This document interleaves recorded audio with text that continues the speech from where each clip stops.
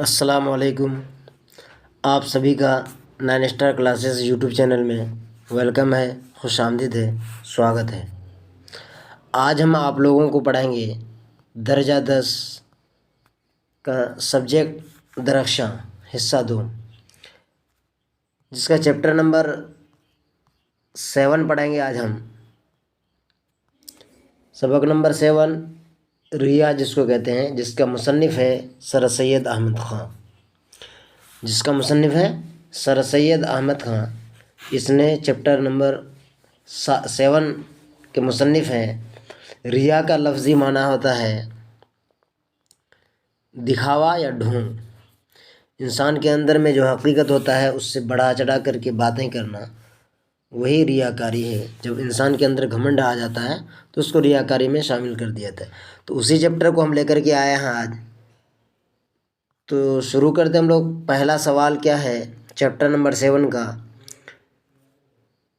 7 number میں کہہ رہا ہے، سوال نمبر 1 میں کہہ رہا ہے کہ سر سید احمد خان کی پیدائش کب ہوئی؟ تو اس کا جواب ہے سر سید احمد خان کی پیدائش 17 اکتوبر 1817 عیسوی کو دلی میں ہوئی، اور وہ دلی کے ایک معزز گھرانے میں اس کی پیدائش ہوئی۔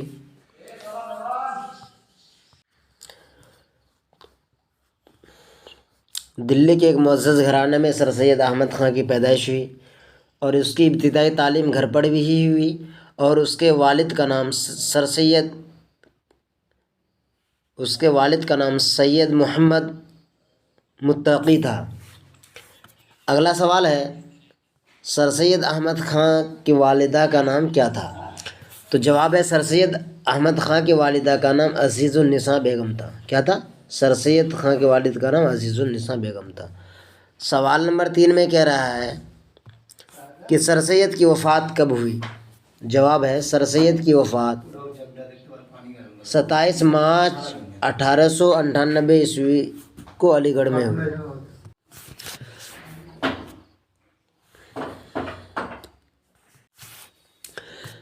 سوال نمبر 3 میں ہے کہ سر سید کی وفات کب ہوئی؟ تو سر سید احمد خان کی وفات 27 مارچ 1898 عیسوی کو علی گڑھ میں ہوئی، اور اس کا تدفین بھی علی گڑھ میں ہی کیا گیا تھا، یعنی اس کا مزار علی گڑھ مسلم یونیورسٹی کے احاطہ میں ہی ہے۔ سوال نمبر 4 میں ہے کہ سر سید احمد خان کا کون سا مضمون آپ کے نصاب میں شامل ہے؟ تو سر سید احمد خان کا مضمون ریا ہمارے نصاب میں شامل ہے، اور ریا لفظ کا معنی ہے ڈھونگ یعنی دکھاوا کرنا۔ 5واں نمبر میں ہے کہ سر سید کی زندگی کے بارے میں 5 جملے لکھیے۔ سر سید احمد خان دلی کے ایک معزز گھرانے میں سن 1817 عیسوی کو پیدا ہوئے۔ ان کی تربیت ان کی والدہ محترمہ کے زیر سایہ ہوئی۔ تحصیل علم کے بعد 1862 عیسوی میں تحصیل علم کے بعد 1862 عیسوی میں غازی پور میں انہوں نے ایک انجمن سائنٹیفک سوسائٹی کے نام سے بنائی۔ علی گڑھ میں ایک اسکول کھولا اور جس کا نام تھا Mohammedan Anglo oriental college. Mohammedan Anglo oriental college بنا۔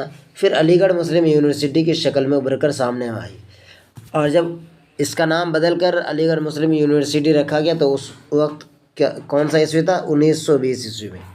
1920 عیسوی میں محمدن اینگلو اورینٹل کالج کا نام بدل کر علی گڑھ مسلم یونیورسٹی رکھا گیا تھا۔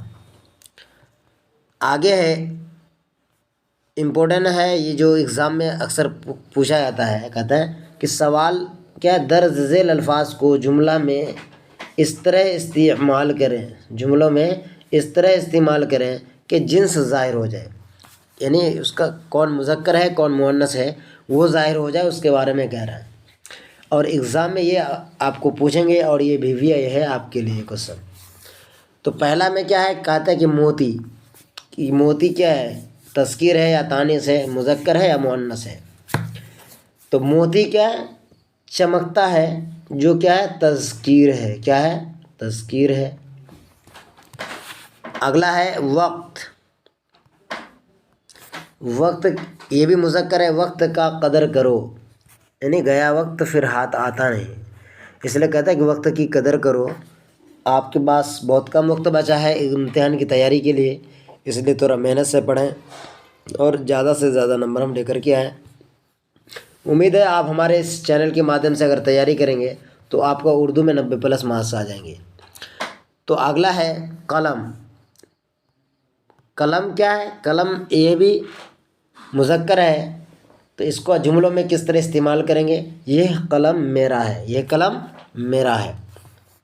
अगला है किताब। मेरी किताब मेज़ पर है, मेरी किताब मेज़ पर है, यानी किताब मेरी है, यानी स्त्रीलिंग हो गया, यानी मुअन्नस। अगला है दही। दही क्या है? खट्टा है, दही खट्टा है, ये मुज़क्कर है, ये क्या है? मुज़क्कर है। अगला है नाम। किसी का भी नाम है, ये आपका इसम है, नाम को किसी का भी नाम को इसम कहते हैं, और ये नाम क्या है? मुज़क्कर है। ये भी नाम क्या है? आपका नाम अच्छा है, आपका नाम अच्छा है। अगला है पानी। पानी क्या है? ये भी मुज़क्कर है, पानी ठंडा है, पानी बह रहा है।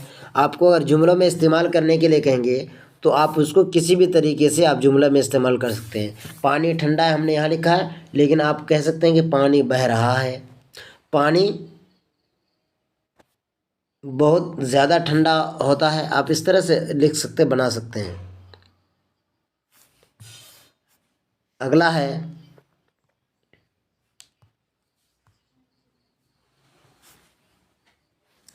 अगला क्या आता है? हाथी। ये भी मुज़क्कर है, हाथी एक बड़ा जानवर है, हाथी एक बहुत बड़ा जानवर है, विशाल जानवर है। अगला है रात। रात हो गई, यानी आपको इस तरह के अल्फाज देंगे जिससे आपको जिन्स ज़ाहिर करना है कि ये मुज़क्कर है या मुअन्नस है। तो रात हो गई, इसका सही हो जाएगा। अगला है सड़क। सड़क चौड़ी है, आप लिख सकते हैं सड़क चौड़ी है, या सड़क लंबी है, सड़क टेढ़ी है, इस तरह से आप लिख सकते हैं जिससे जिन्स ज़ाहिर हो जाए। टेढ़ी है, लंबी है और चौड़ी है, ये आपका क्या हो गया? ये आपका मुअन्नस में आ गया। उसके बाद ख़ानदान। कहता है कि तुम्हारा ख़ानदान बहुत अच्छा है।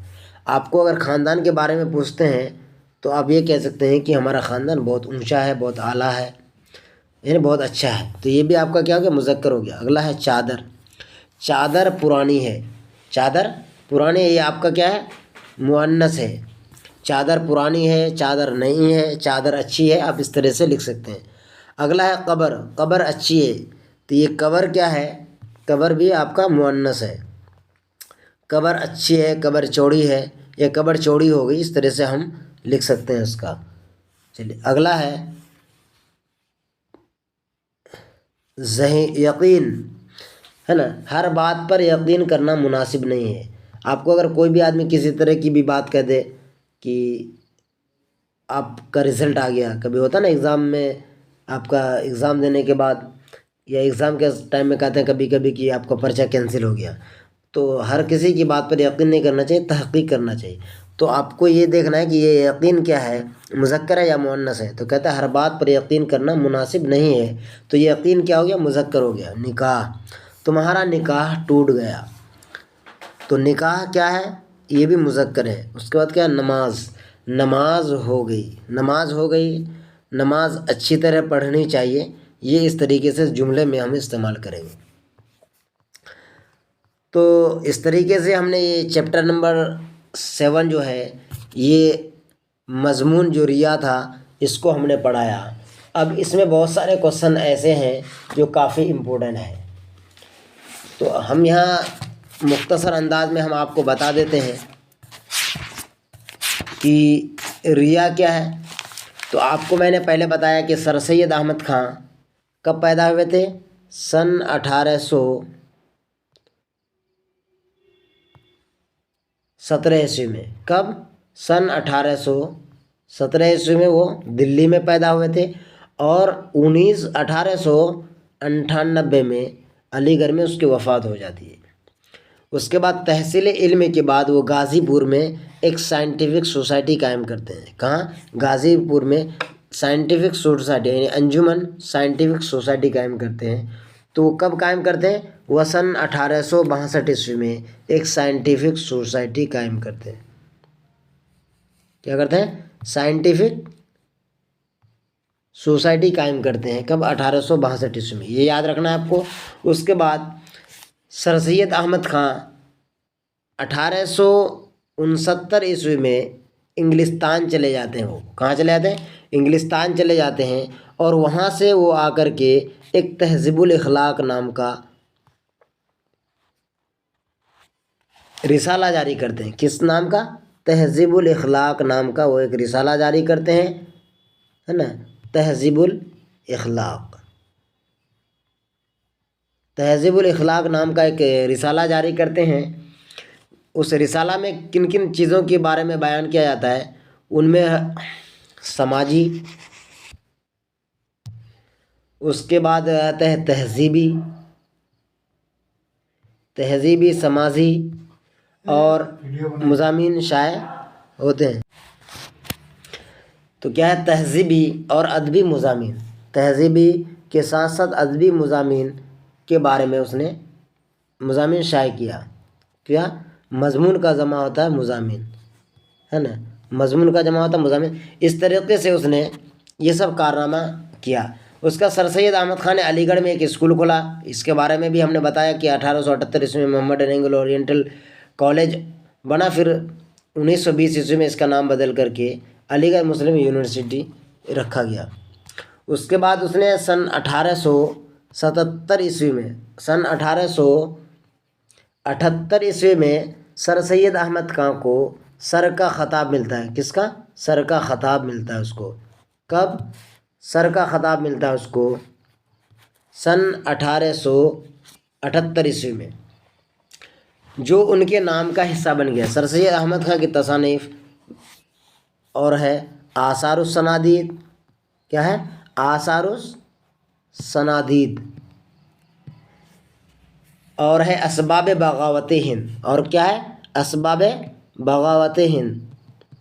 इसके बारे में आपने जाना है।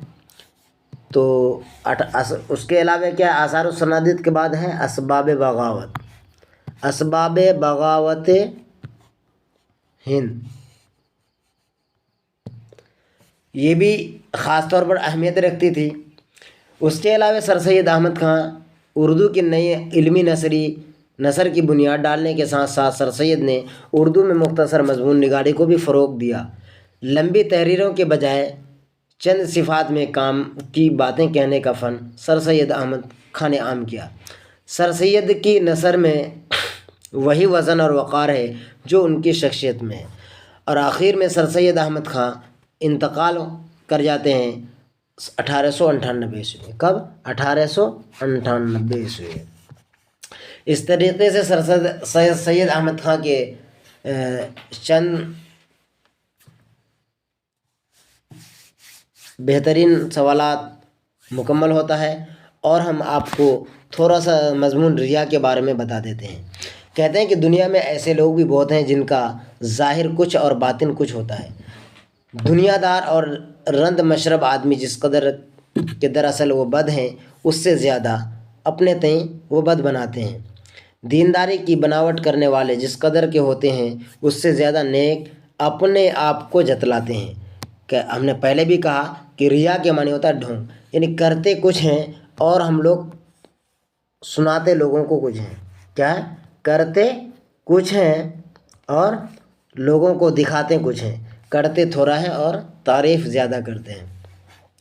उसके अलावा कहते हैं वो दीनदार की ज़रा सी बातों से भी भागते हैं और दिन रात इश्क व तमाशबीनी और लचपने की बातों की जन को दरअसल उन्होंने की भी नहीं, वैसी वैसी बातों को भी कहा है।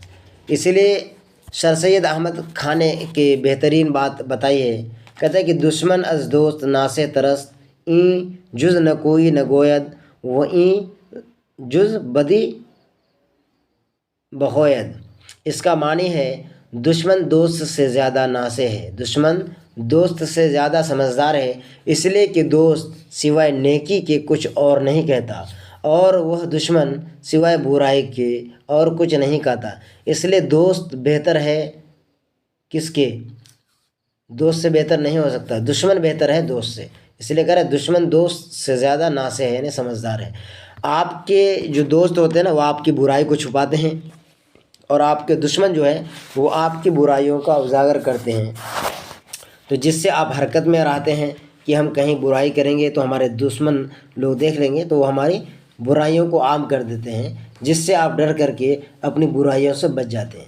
اور دوست جب آپ کے آس پاس رہتے ہیں، آپ کے آگے پیچھے رہتے ہیں، تو آپ کی برائیوں کو چھپاتے ہیں، جس سے آپ کو یہ طاقت ملتی ہے، آپ کو رہنمائی ملتی ہے برائیاں کرنے کے لیے۔